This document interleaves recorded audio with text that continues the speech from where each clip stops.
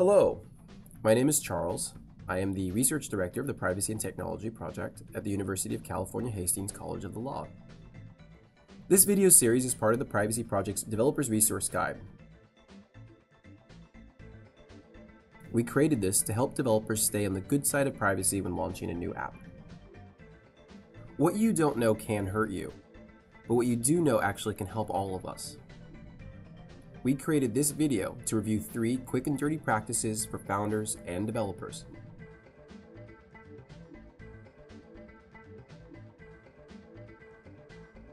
Let's start with tool number 1. Your reputation is an asset. Both startups and big companies should focus on building a strong privacy reputation with users. Building a healthy privacy reputation is part of the larger branding question. It takes consideration during the product design, as well as respect for users' privacy to build up and maintain an attractive brand. For example, let's say this house is your startup. Building a good privacy reputation is a competitive advantage that lifts you up and distinguishes you from the competition. But also remember that a reputation needs to be maintained. If you stop being transparent in collecting and using users' information, or allow your data security to be breached, well, your shiny reputation could take a hit along with your business.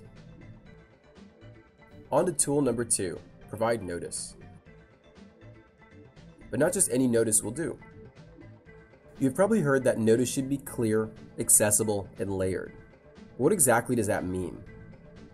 Well, clear means you must have a privacy notice and one that people can actually understand, or the government will let you know about it and not necessarily nicely or privately.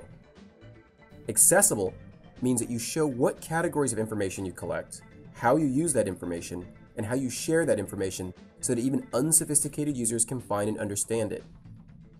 Financial institution templates are a good example to help you visualize how accessible a privacy notice can be, but be sure not to just copy them. Layered means users can see what happens when they interact with your app in different ways.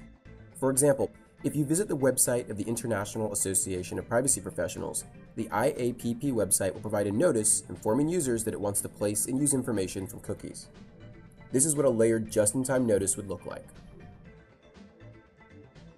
And tool number 3, third parties matter. Developers often use third-party SDKs and APIs.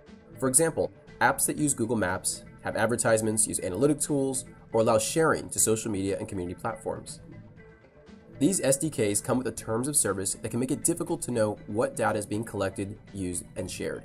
Some even shift the burden of notice and liability to developers. For privacy purposes, consider the app you're developing as including third-party behavior and give your users notice.